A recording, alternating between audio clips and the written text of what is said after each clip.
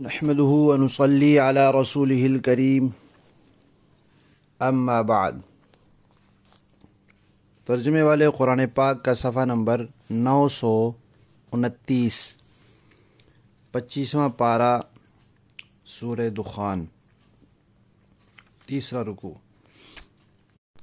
آیت نمبر 43، 40 اور 3 تا 50۔ اعوذ باللہ من الشیطان الرجیم، بسم اللہ الرحمن الرحیم۔ ان شجرة الزقوم طعام الأثیم كالمهل يغلي في البطون كغلي الحميم خذوه فاعتلوه إلى سواء الجحيم ثم صبوا فوق رأسه من عذاب الحميم ذق إنك أنت العزيز الكريم إن هذا ما كنتم به تمترون۔ صدق اللہ العظیم۔ پچھلی آیات میں تذکرہ آیا تھا اہل مکہ کا، پھر فرعونیوں کا، اور پھر اہل مکہ کا، اور آخر میں یہ فرمایا تھا کہ مجرم لوگ نہیں جانتے، ہم نے بہت پہلے بھی ہلاک کیے ہیں، اور ہم نے یہ دنیا بے مقصد نہیں بنائی، با مقصد بنائی ہے، اور وہ مقصد ہے امتحان، اور جب امتحان ہوتا ہے تو اس کا نتیجہ ہوتا ہے اور اس کی جزا سزا ہوتی ہے۔ اب آگے پھر اس کی تفصیل ہے، کچھ تفصیل ہلکی پھلکی، کہ جو جزا سزا ہے وہ کیسی ہوگی۔ تو پہلے سزا کو بیان کیا ہے کہ جو مجرم ہیں ان کے لیے کیا ہوگا، جو گنہگار ہیں ان کا کیا حال ہوگا۔ تو اس کے لیے دو منظر بیان کیے ہیں، ایک تو ان کے کھانے کا، کہ ان کو کھلایا کیا جائے گا، کھانا کیا پڑے گا۔ جنتیوں کو جنت میں بھوک نہیں لگے گی، پیاس نہیں لگے گی، جو کچھ وہ کھائیں گے پئیں گے وہ لذت کے لیے ہوگا، تفریح کے لیے ہوگا، مزے کے لیے ہوگا، لطف کے لیے ہوگا، ضرورتاً نہیں ہوگا۔ لیکن دوزخی کو دوزخ میں بھوک ستائے گی، بھوک تنگ کرے گی، عذاب ہوگا، شدید سے شدید ہوگا، لیکن بھوک بھی تنگ کرے گی، بھوک کا عذاب بھی ہوگا۔ پھر اس میں اس کو کچھ کھانا پڑے گا، کچھ پینا پڑے گا، لیکن جو کھانا ہوگا وہ کھانا بھی ایک عذاب ہوگا، جو پینا ہوگا وہ پینا بھی ایک عذاب ہوگا۔ کئی جگہ پہلے بھی تذکرہ آ چکا ہے۔ تو ایک منظر یہ بتایا ہے کہ زقوم کا درخت، تھوہر کا درخت، جس کے بارے میں آتا ہے کہ وہ اتنا کڑوا ہوگا کہ اگر اس کا ایک قطرہ دنیا کے سمندروں میں ڈال دیا جائے تو سارے سمندر کڑوے ہو جائیں، ناقابل استعمال، اور اتنا بدبودار ہوگا کہ اگر اس کا ایک قطرہ دنیا میں آ جائے تو ہر طرف بدبو ہی بدبو پھیل جائے۔ وہ کھانا پڑے گا ان کو، اور وہ ہوگا بڑے مجرموں کا کھانا، یعنی جو کافر ہیں ان کا کھانا ہوگا کس طرح؟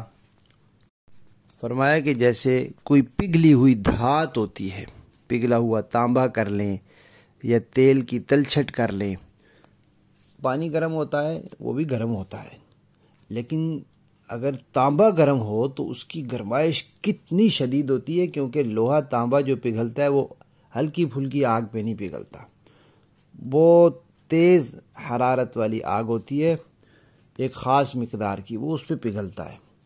تو اس حرارت کی وجہ سے پھر اس کے اندر بھی حرارت شدید ہوتی ہے، تو اس کی طرف اشارہ کیا ہے۔ ویسے جو دنیا کی چیزیں ہیں، جنت کی چیزوں کے ساتھ دنیا کی چیزوں کو کیا نسبت، یا دوزخ کی چیزوں کے ساتھ دنیا کی چیزوں کو کیا نسبت، لیکن انسان کو سمجھانے کے لیے بتایا جاتا ہے۔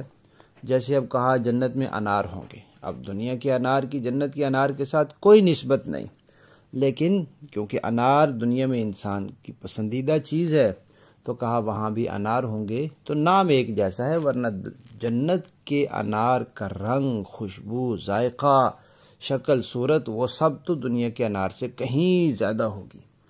اسی طرح عذاب کی چیزوں کا جب بتایا جاتا ہے کہ وہاں تھور کا درخت ہوگا اور وہاں تیل کی تلچھٹ ہوگی، پگھلا ہوا تانبا ہوگا، کھولتا ہوا پانی ہوگا، تو دنیا کے کھولتے ہوئے پانی یا دنیا کے تھور کے درختوں کو اس کے ساتھ کوئی نسبت نہیں، وہ تو اس سے کڑواہٹ میں، تپش میں، حرارت میں کہیں زیادہ ہوں گے۔ بس سمجھانے کے لیے نام یہ استعمال کیا ہے تاکہ انسان کو بات کچھ نہ کچھ سمجھ میں آ جائے کہ یہ ایسی چیز ہمارے ہاں بھی ہوتی ہے اور اس کی کتنی گرمی ہے اور اس کی کتنی کڑواہٹ ہے، اور وہ اس سے کہیں زیادہ ہوگی۔ اس کا تصور دنیا میں نہیں کیا جا سکتا۔ تو فرمایا کہ جو زقوم کا درخت ہے، اس کے بارے میں پہلے بات گزر چکی ہے سورہ صافات میں، وہ بڑے کافروں کا کھانا ہوگا، اور جیسے پگھلی ہوئی دھات ہوتی ہے اس کی طرح، اور پیٹ میں ایسے کھولے گا، ایسے جوش مارے گا جیسے کھولتا ہوا پانی جوش مارتا ہے۔ یہ ایک منظر ہو گیا۔ دوسرا منظر یہ ہوگا کہ فرشتوں کو حکم ہوگا کہ اس کو پکڑو کہ اس کو گھسیٹو، کھینچو اور دوزخ کے درمیان تک لے جاؤ۔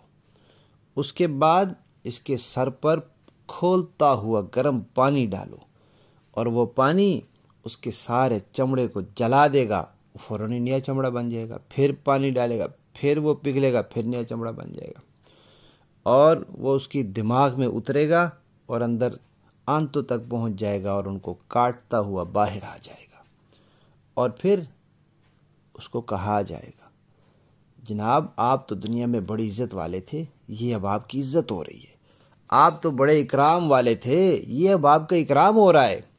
روایات میں آتا ہے کہ ابو جہل جب بیٹھتا تھا مجلس میں تو کہتا تھا اس وادی میں مجھ سے زیادہ عزت والا کون ہے، یہ مسلمان میرا کیا بگاڑ سکتے ہیں۔ فرعون اپنے آپ کو بڑا باعزت سمجھتا تھا، بڑا مکرم سمجھتا تھا۔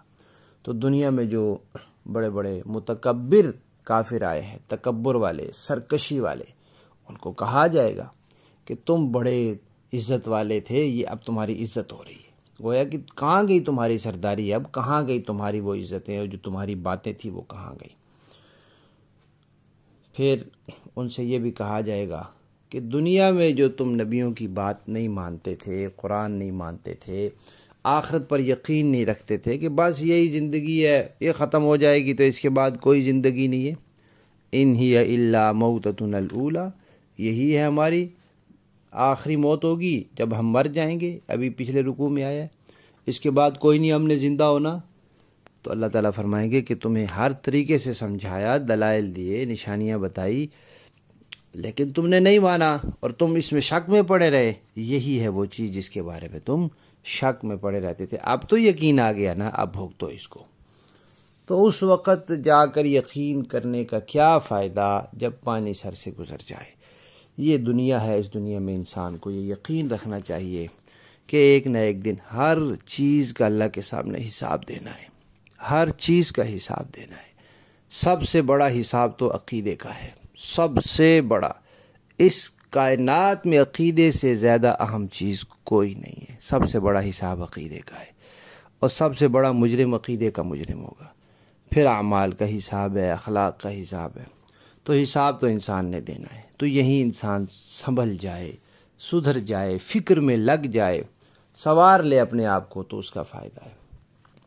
لفظی معنی دیکھیے، ان نہ بے شک شجرہ درخت، الزقوم تھوہر کا، طعام کھانا ہوگا، الاثیم بڑے مجرم کا، یعنی کافر کا، بڑے گناہگار کا، کل محل پگھلے ہوئے تانبے کی طرح، یا تیل کی تلچھٹ کی طرح، یا یوں کہہ لیں کہ پگھلی ہوئی دھات کی طرح ہوگا۔ یغلی کھولے گا، جوش مارے گا، فی البطون پیٹوں میں، کغلی جیسا کہ کھولتا ہے، جوش مارتا ہے، الحمیم گرم پانی۔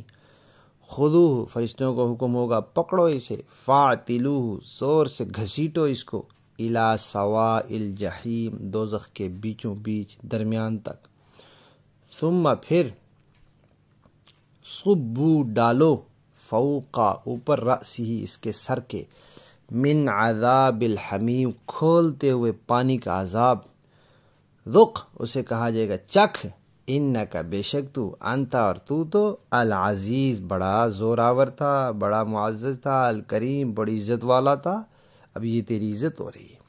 ان بے شک ہذا یہ ہے، ما کنتم بھی کہ تم تھے جس کے بارے میں تمترون شک کرتے۔